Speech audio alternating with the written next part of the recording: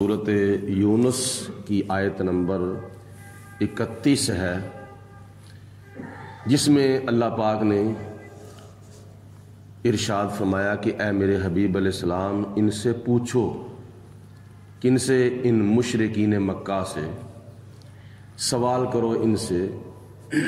औल ए मेरे महबूब अलैहिस्सलाम फरमा दो। फरमाने से मुराद पूछना है। क्या पूछना है? अल्लाह फरमाता है कि ए मेरे महबूब, इनसे ये पूछो, मैं यर्ज़ुकुकुम मिनस समाई वल अर्द, तुम्हें ज़मीनों आसमानों से रोज़ी कौन देता है? मैं यर्ज़ुकुकुम, तुम्हें कौन रिज़्क़ देता है? ए मुशरिको, मिनस समाई, आसमान से, वल अर्द, और ज़मीन से, यानी आसमान से पानी बरसाकर, आसमान से हवा चलाकर, आसमान से सूरज को तुलू फरमाकर, और ज़मीन से सब्ज़ा, अनाज, मुख्तलिफ सब्ज़ियाँ उगाकर, ज़मीन से चश्मे फुटाकर तुम्हें कौन रोज़ी देता है? क्योंकि जब आसमान से बारिश पड़ती है ज़मीन के ऊपर, तो फिर बंजर ज़मीन जो है वो ज़रख़ेज़ बन जाती है, और हवा चलती है तो वो भी फसलों के लिए फ़ायदा मंद होती है। जब गर्मियों के अंदर या सर्दियों के अंदर सूरज तुलू होता है तो उसकी शवाएं वो भी फसलों के ऊपर बड़ा असर डालती हैं। यानी इन तीन चीज़ों का फसलों के उगने में बहुत बड़ा अमल दखल है। और फिर वल अर्द, और ज़मीन से सब्ज़ा, अनाज, मुख्तलिफ सब्ज़ियाँ, फल और फूल, दरख्त, पौधे वगैरह निकाल कर, उगा कर तुम्हें कौन रिज़्क़ देता है? क्या तुम्हारे बुतों में से कोई ऐसा बुत है? क्या तुम्हारे झूठे खुदाओं में से कोई ऐसा झूठा खुदा है? क्या तुम्हारे शरीकों में से कोई ऐसा शरीक है जिसकी तुम पूजा करते हो? वो आसमानों से पानी बरसाता हो, ज़मीन से सब्ज़ा उगाता हो, हवाओं को चलाता हो, सूरज को तुलू करता हो, तो क्या ऐसा कोई है? दूसरा सवाल, अम्मन यमलिकुस समअ वल अबसारा, क्या तुम में से, तुम्हारे बुतों में से कोई बुत ऐसा है कि जो कानों का मालिक हो, जो आँखों का मालिक हो? बताओ, तुम्हें जो आँखें मिली हैं, इन आँखों का मालिक कौन है? तुम्हें जो कान मिले हैं, इन कानों का मालिक कौन है? जिन कानों से तुम सुनते हो और जिन आँखों से तुम देखते हो, क्या तुम्हारे बुतों में से कोई ऐसा बुत है जिसने तुम्हें आँखें दी हैं, जिसने तुम्हें कान दिए हैं सुनने के लिए? इसके अलावा अगला सवाल अल्लाह पाक फरमाता है, ए मेरे महबूब, इनसे पूछो, वमन युखरिजुल हय्य मिनल मय्यित, और कौन है जो जिंदे को मुर्दे से निकालता है? तुम्हारे बुतों में से कौन ऐसा बुत है जो जिंदे को मुर्दे से निकालता है? व युखरिजुल मय्यिता मिनल हय्य, और कौन ऐसा खुदा है तुम्हारे बुतों में से जो मुर्दे को जिंदे से निकालता है? इसका एक मतलब ये भी है कि अल्लाह पाक की ज़ात बाबरकात की कुदरत का ये करिश्मा है कि खुदा ताला की ज़ात बाबरकात का ये निज़ाम कुदरत है कि दोनों मियाँ बीवी आपस में निकाह करते हैं, तो फिर नुतफ़ा जो है वो बेजान होता है, बेरूह होता है। ना उसकी आँखें होती हैं, ना उसके कान होते हैं, ना उसकी ज़ुबान होती है, ना उसके हाथ होते हैं, ना उसके पाँव होते हैं। नुतफ़ा जो है वो मर्द से निकलता है और औरत में दाखिल होता है। इसका एक मतलब ये भी है कि वो मुर्दा जो खुदा ताला जिंदा से निकालता है, तुम्हारे बुतों में से कोई ऐसा है जो ये काम कर सके? नंबर 2, जो परिंदे हैं उनसे अंडे निकलते हैं, اور انڈوں سے پھر ان کی پیداوار ہوتی ہے، بچے نکلتے ہیں، تو انڈا اس وقت مردہ ہوتا ہے تو زندہ سے نکلتا ہے۔ بتاؤ تمہارے بتوں میں سے کوئی ایسا بت ہے جو زندے سے مردہ انڈا نکالے، جو زندہ سے مردہ نطفہ نکالے؟ اور اس کا ایک مطلب یہ بھی ہے کہ خدا نہ خواستہ، اللہ پاک نہ کرے، کسی عورت کے گھر میں بچہ پیدا ہوتا ہے تو کئی مرتبہ ایسا ہوتا ہے کہ بچہ ماں کے پیٹ میں ہی فوت ہو جاتا ہے، تو جب اس کی پیدائش ہوتی ہے تو وہ مردہ ہوتا ہے، زندہ سے خدا تعالیٰ مردے کو نکالتا ہے۔ یہ خدا کی قدرت کے کرشموں میں سے ایک کرشمہ ہے۔ تو اللہ پاک فرماتا ہے کہ اے میرے محبوب ان سے پوچھو کہ تم میں سے کوئی ایسا ہے کہ جو مردے سے زندے کو نکالے اور زندے سے مردے کو نکالے؟ خدا نہ خواستہ اللہ تعالیٰ نہ کرے، پیدائش کے ٹائم کئی مرتبہ ایسا ہوتا ہے کہ عورت فوت ہو جاتی ہے، اس کے پیٹ سے زندہ بچہ نکلتا ہے، یہ بھی اللہ تعالیٰ کی قدرت ہے۔ بچہ فوت ہو گیا ماں کے پیٹ میں، زندے سے مردہ نکل آیا، ماں خدا نہ خواستہ فوت ہو گئی تو مردہ ماں سے زندہ بچہ پیدا ہوتا ہے۔ یہ اللہ پاک کی قدرت ہے۔ اللہ پاک فرماتا ہے کہ میں علی کل شیء قدیر ہوں، میں تو یہ سب کچھ کر سکتا ہوں۔ اے میرے محبوب ان سے پوچھو کہ جن بتوں کی تم پوجا کرتے ہو، بتاؤ ان میں سے کون ایسا جھوٹا خدا بت ہے جو یہ کام کر سکے؟ تو آگے سوال اللہ تعالیٰ فرماتا ہے کہ میرے محبوب ان سے یہ بھی پوچھو وَمَن يُدَبِّرُ الْأَمْرَ، یہ کائنات کو چلانے کے لیے کون تدبیر کرتا ہے؟ بتاؤ کون صبح کے وقت سورج کو طلوع کرتا ہے؟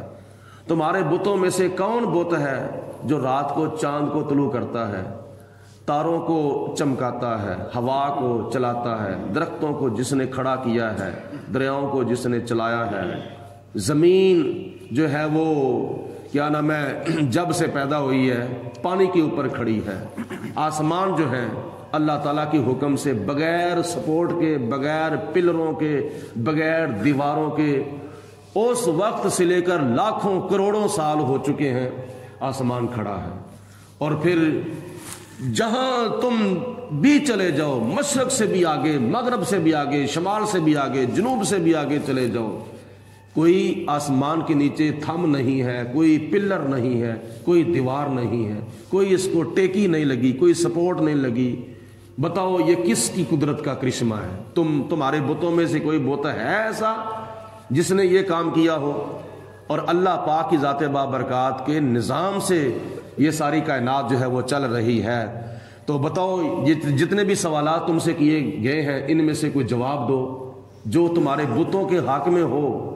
تو آگے سے وہ جواب پتہ کیا دیں گے؟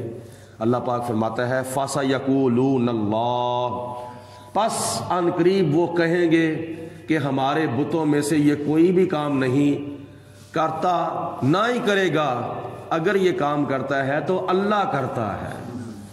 ان کے زبان سے یہی جواب نکلے گا فَسَيَقُولُونَ اللَّهُ، زمین کو پیدا کیا ہے تو اللہ نے، پانی پر اس کو کھڑا کیا ہے تو اللہ نے، آسمان کو پیدا کیا ہے بغیر پلروں کے یا معلق کیا ہے تو اللہ نے، سورج کو طلوع کرتا ہے تو اللہ، چاند کو طلوع کرتا ہے تو اللہ، تاروں کو چمکاتا ہے تو اللہ، ہواؤں کو چلاتا ہے تو اللہ۔ تو آگے سے یہ جواب دیں گے یہ سارا کام تو اللہ کرتا ہے۔ تو خدا تعالیٰ پھر فرماتا ہے فَقُلْ، اے میرے محبوب ان کو فرما دو، ان کے کانوں کی کھڑکیاں کھول دو، ان کو آگاہ کر دو، ان کو خبردار کر دو، جب یہ سارے کام اللہ کرتا ہے تو پھر افلا تتقون، تم ڈرتے کیوں نہیں؟ پھر تم اللہ کی ذات بابرکات کا خوف اپنے دل میں کیوں نہیں پیدا کرتے؟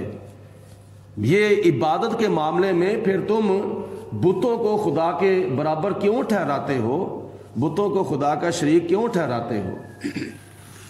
اللہ تعالیٰ ارشاد فرماتا ہے فَذَلِكُمُ اللَّهُ، پس یہ اللہ ہے، یہ ہے اللہ تعالیٰ کا تعارف، یہ ہے اللہ پاک کی ذات بابرکات کا عرفان کہ خدا تعالیٰ جو سچا خدا ہے، جو معبود حقیقی ہے، جو برحق معبود ہے، جو وحدہ لا شریک ہے، جو ساری کائنات کا خالق بھی ہے، مالک بھی ہے، رازق بھی ہے، یہ اللہ کا تعارف ہے۔ ربکم الحق، اور وہ سچا رب ہے، وہ جھوٹا رب نہیں ہے بلکہ وہ سچا رب ہے۔ فماذا بعد الحق، تو حق واضح ہونے کے بعد کچھ بھی نہیں ہے، الا الضلال، سوائے گمراہی کے۔ یعنی اگر تم حق کو چھوڑ کر کسی اور طرف جاؤ گے تو گمراہی کے سوا تمہیں کچھ بھی نہیں ملے گا۔ جب تم گمراہی کی طرف جاؤ گے تو گمراہ ہو جاؤ گے، جب گمراہ ہو جاؤ گے تو پھر جنت کے راستے پر نہیں چلو گے بلکہ جہنم کے راستے پر چل کے پھر جہنم کے اندر تمہیں جانا پڑے گا۔ تو یہ گمراہی ہے، حق کو چھوڑ کر کسی اور طرف جانا۔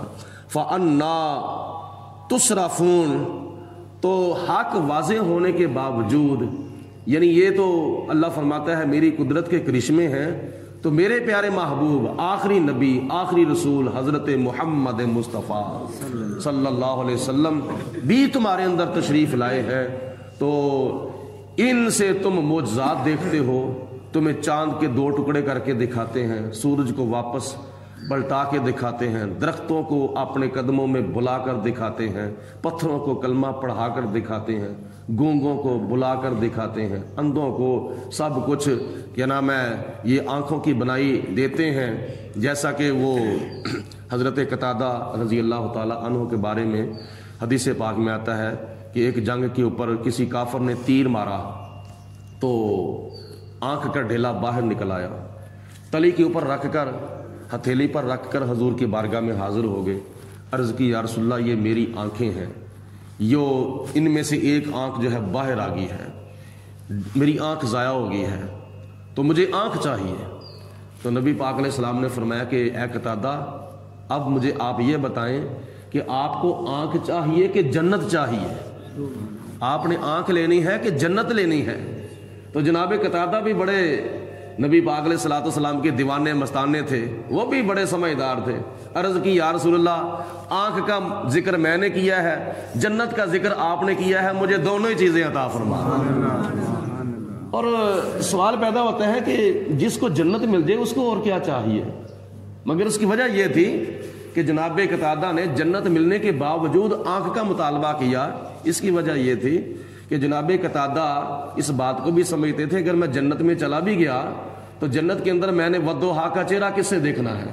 آنکھ سے دیکھنا ہے نا، تو آنکھ ہوگی تو میں حضور علیہ السلام کا چہرہ دیکھوں گا نا، اس لیے یا رسول اللہ آنکھ کا ذکر میں نے کیا ہے، جنت کا ذکر آپ نے کیا ہے، مجھے آنکھ بھی چاہیے، مجھے جنت بھی چاہیے، تجھ کو تجھی سے مانگ کر مانگ لی ساری کائنات، مجھ سا کوئی گدا نہیں، تجھ سا کوئی سخی نہیں۔ اللہ پاک کی ذات بابرکات نے ارشاد فرمایا کذالک، اسی طرح حقت کلمات ربک، اے میرے حبیب علیہ الصلوۃ والسلام آپ کے رب کے کلمات جو ہیں وہ ثابت ہو چکے ہیں، علی الذین فسقوا، ان لوگوں پر جو فاسق ہیں، جو نافرمان ہیں، جو یہ مشرکین مکہ ہیں، ان کے اوپر اللہ تعالیٰ کا فیصلہ ثابت ہو چکا ہے، یعنی ان کی قسمت میں لکھا جا چکا ہے کیا؟ انہم لا یؤمنون، یہ ایمان کبھی بھی نہیں لائیں گے، یہ ازلی طور پر جہنمی لکھے جا چکے ہیں، ان کے دلوں کے اوپر مہر لگ چکی ہے کفر کی اور شرک کی، یہ کبھی بھی مسلمان نہیں ہوں گے۔ اللہ پاک کی ذات بابرکات نے جب دلائل دے کر ان کو سمجھایا پھر بھی نہیں سمجھے تو پھر ان کی قسمت میں ایمان تھا ہی نہیں۔ اللہ پاک کی ذات بابرکات ہم سب کو قرآن مجید پڑھنے کی، سننے کی، سمجھنے کی، اس پر عمل کرنے کی توفیق عطا فرمائے۔